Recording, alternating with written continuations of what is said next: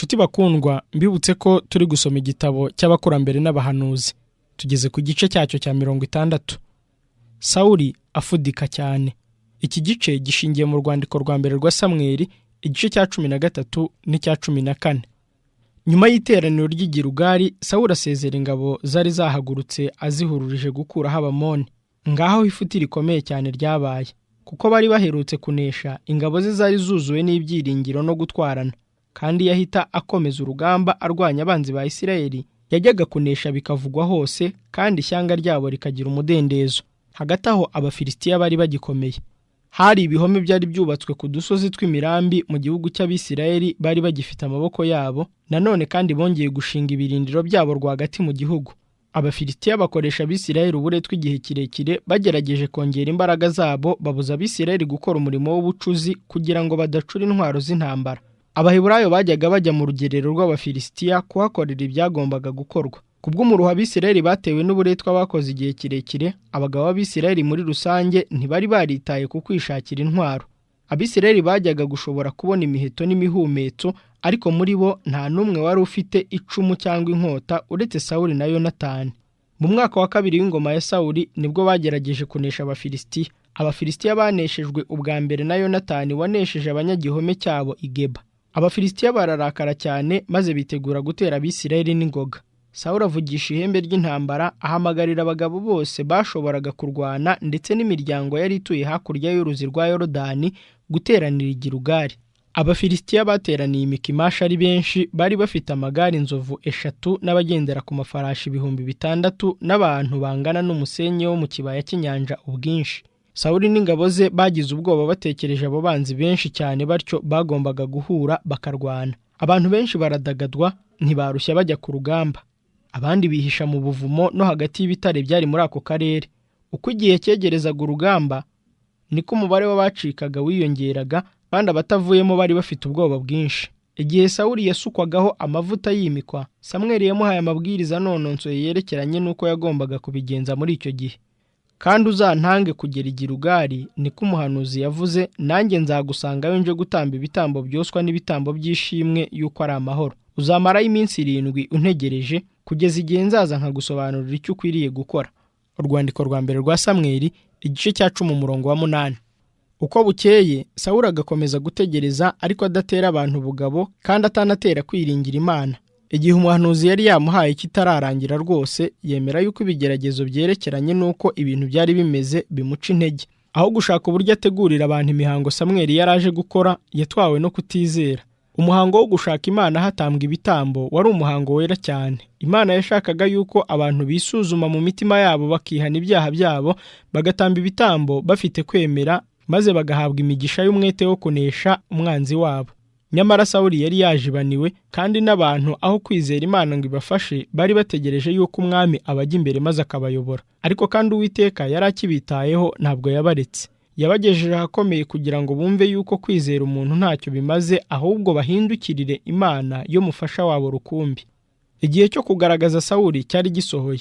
Mbese yari akwiriye kwiringira Imana maze agategereza yihanganye nk'uko Imana yari yabimutegetse, imutegeka nk'umuntu yakwiringira mu bihe bikomeye ategeka ubwoko bwayo? Cyangwa se agakubita hirya no hino nta byiringiro afite kandi adakwiriye gukomeza inshingano yera yari yahawe? Yari akwiriye kugarura kumvira umutegetsi w'abami bose? Mbese yari akwiriye kugarura imitima yari yakutse y'ingabo ze, kufite imbaraga no gukiza bihoraho? Agumya gucogora ategereje yuko Samweli aza, maze abona yuko agahinda no gucika kw'ingabo ze byatewe n'uko uwo muhanuzi atarahari. Igihe yari yahawe kiragera, ariko uwo muntu w'Imana ntiyaboneka. Imigambi y'Imana yari yatumye umugaragu wayo ataza. Abonye yuko hagombaga kugira igikorwa kugira ngo abantu bahumurizwe, Sawuli yiyemeza gutumira abantu ngo atambe igitambo cyo kwingingira Imana kubagoboka. Imana yari yaratanze amabwiriza avuga yuko aberejwe uwo murimo gusa ari bo bakwiriye gutamba ibitambo imbere yayo. Ariko Sawuli arategeka ati, nimunzanire hano igitambo cyoswa. Maze atamba igitambo. Akimara gutamba, Samweli abaraje. Samweli ahera akabona yuko Sawuli yakoze ibinyuranye n'iby'amabwiriza yihutirwa yari yarahawe. Iyo Sawuli akora iby'Imana yari yasezeranye ko izabafasha nibabikora, Uwiteka yajyaga gucungura Isirayeli mu buryo butangaje. Ariko Sawuli yariyemeraga ubwe, bituma ajya gusanganira uwo muhanuzi nk'umuntu ukwiriye gushimwa aho kugaho. Samweli amubajije ati, ibyo wakoze ni ibiki? Sawuli atanga impamvu zamuteye gukora icyo gikorwa cyo kwihandagaza. Nabonye abantu banshizeho batatana, nawe ntiwaje mu minsi yategetswe, kandi Abafilisitiya bari bamaze guteranira i Mikimashi, bituma nibwira nti ubu ngubu Abafilisitiya bari bumanuke i Gilugali bantere, kandi ntarahendahenda Uwiteka ngo ampe umugisha. Nicyo gitumye nihata ntamba igitambo cyoswa. Maze Samweli abwira Sawuli ati, wafuditse, ntihumviye itegeko ry'Uwiteka Imana yawe yagutegetse. None Uwiteka aba akomeje ubwami bwawe mu Isirayeli iteka ryose, ariko noneho ubwami bwawe ntibuzagumaho. Uwiteka amaze kwishakira umuntu umeze nk'uw'umutima we ushaka, kandi niwe Uwiteka yashyizeho kuba umutware w'ubwoko bwe. Nuko Samweli arahaguruka ava i Gilugali ajya i Gibeya y'i Bubenyamini. Isirayeli igomba kureka kuba ubwoko bw'Imana cyangwa umwami, abantu bakayoborwa n'imbaraga y'Imana. Nta mwami wamerera neza Isirayeli atemera ubutegetsi bw'ikirenga bw'Imana. Muri icyo gihe cy'ibigeragezo, gutsindwa kwa Sawuli kwagaragaje yuko atarakwiriye kuba uwungirije Imana mu buyobozi bw'ubwoko bwayo. Yajyaga kuyobya Isirayeli aho kugira ngo ubushake bw'Imana butegeke, hagategeka we ubwe. Ubwo byari bimunaniye rero, umugambi w'Imana wagombaga kuzuzwa n'undi. Ubuyobozi bw'Isirayeli bwagombaga guhabwa uwajyaga gutegeka akurikije ubushake bw'ijuru. Imana ntiyari inejejwe n'ibyo Sawuli yakoze, nyamara kandi Sawuli ntiyashakaga kwiyoroshya mu mutima ngo yihane. Ntiyari ayobewe uburyo Isirayeli yaneshejwe igihe Hofini na Finehasi bazanaga isanduku y'Imana ku rugamba. Nyamara nubwo yari azi ibyo byose, yiyemeza gutumiza isanduku yera hamwe n'umutambyi wari uyishinzwe. Abigenje atyo, yibwiraga yuko ashobora kongera gukoranya ingabo ze zari zatatanye maze akarwanya Abafilisitiya. Yajyaga guheza Samweli, maze inama Samweli yamugiraga no kumucyaha bikarorera. Sawuli ahabwa umwuka wera kugira ngo ahejeshe ubwenge bwe kandi yoroshye umutima we. Ariko mbega ngo arayoba cyane! Uwo mutima uhutiraho utari waratojwe mbere kwicisha bugufi wahoraga ugomera ubuyobozi bw'Imana. Abantu ntibakoresha nabo ububasha Imana yabahaye kumara igihe kirekire, hanyuma ngo nibashaka guhindukira biborohere. Umwete Sawuli yakoranye agira ngo akoranye abantu ntiwamuhiriye. Abonye asigaranye abasirikare 600 gusa, ajya mu gihome cy'Igeba cyari mu majyepfo y'umukoki muremure cyane, ibirometero bike mu majyaruguru y'i Yerusalemu. Mu majyaruguru y'icyo kibaya i Mikimashi niho ingabo z'Abafilisitiya zari zigerereje, kandi imitwe yazo ikajya hirya no hino kwaya mu gihugu. Imana yemeye ko habaho akaga kugira ngo icyahe Sawuli kandi yigishe ubwoko bwayo kwicisha bugufi no kwizera. Kubw'icyaha yakoze yihandagaza agatamba igitambo, Uwiteka ntiyamuhaye icyubahiro cyo kunesha Abafilisitiya. Yonatani umwana w'umwami wubahaga Imana niwe watoranyijwe. Akoreshwa n'imbaraga iturutse ku Mana, abwira uwari umutwaje intwaro yuko bagenda rwihishwa bakajya gutera mu rugerero rw'umwanzi, ahari Uwiteka hari icyo yadukorera, kuko nta cyabuza Uwiteka gukiza akirishije benshi cyangwa bake. Umutwaje intwaro kuko nawe yari umugabo wizera kandi usenga, amushyigikira muri uwo mugambi. Basohoka mu rugerero rwabo bucece kugira ngo hatagira ubabuza umugambi wabo. Basenga umuyobozi wa base bakomeje, maze bemeranya ikimenyetso cyo kubereka uko babigenza. Bamanukira muri wa mukoki wari utandukanyije ingabo zombi, maze bagenda bomboka banyura munsi y'igitare cyari gikingirijwe uruhande rumwe n'udusozi two muri icyo kibaya. Bageze hafi y'icyo gihome, abanzi babo barababona, maze bavugana agasuzuguro bati, dore Abaheburayo basesurutse mu myobo bari bihishemo. Nimuzamuke tubone icyo tubereka. Mu kuvuga yuko bajyaga guhana abo Bisirayeli bari kubona batinyutse batyo, ibyo bababwiye nibyo Yonatani na mugenzi we bari bemeranyije yuko nibabibona bibabera ikimenyetso cy'uko Uwiteka abahisha mu byo bari bagiye gukora. Abo barwanyi bahitamo kunyura mu kayira kari katazwi kandi kabi cyane, noneho banyura hagati y'ibitare bishongoje. Abafilisitiya bari babonye yuko nta wahanyura, bituma bataharinda bikomeye. Aho niho binjiriye mu rugerero rw'umwanzi, maze bica abarinzi batigeze babarwanya kuko bari babaguye gitumo. Abamarayika bo mu ijuru barinze Yonatani n'uwari umutwaje intwaro, abamarayika barabarwanirira, maze bica Abafilisitiya bagwa imbere yabo. Isi iratigita nk'aho hari haje abantu benshi bagendera ku mafarashi n'amagare. Yonatani abona ibimenyetso by'ubufasha bw'Imana, kandi n'Abafilisitiya bamenya yuko Imana ikorera gukiza Isiraheli. Abafilisitiya bagira ubwoba bwinshi, maze muri icyo gikuba batangira kwicana. Bidatinze, urusaku rw'intambara rugera mu rugerero rw'Abisiraheli. Abarinzi b'umwami bazana inkuru yuko mu Bafilisitiya hacitse igikuba gikomeye, kandi yuko umubare wabo ugumya kugabanyuka. Abonye yuko Abafilisitiya bahunga, Sawuli nawe ayobora ingabo ze ajya kubarwanya.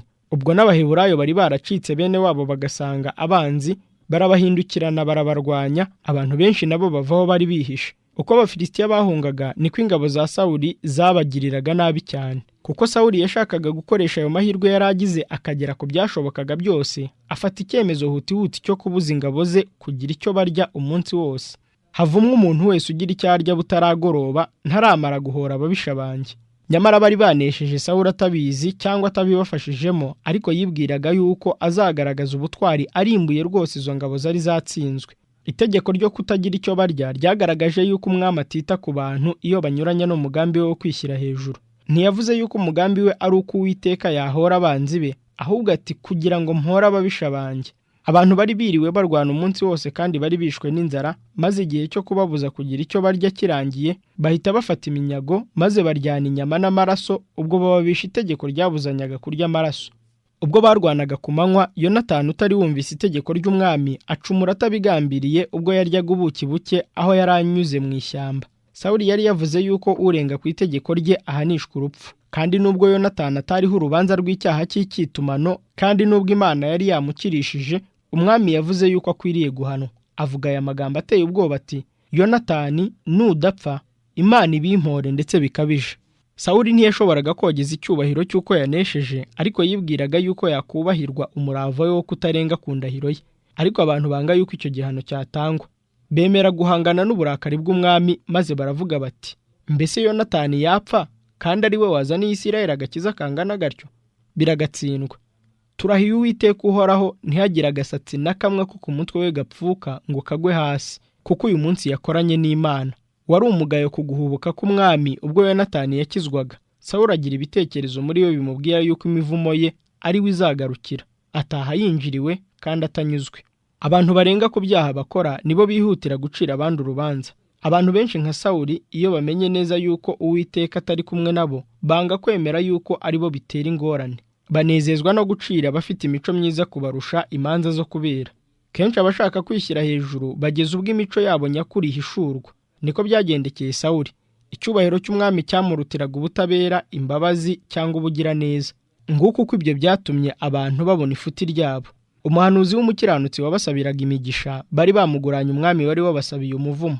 Iyo Abisirayeli batamuvugira, Yonatani umucunguzi wabo yajyaga kwicwa n'iteka ry'umwami. Mbega ukuntu nyuma y'ibyo abantu batongeye kwizera ubuyobozi bwa Sawuli. Mbega ngo abantu barababazwa no gutekereza yuko yimitswe aribo biturutseho.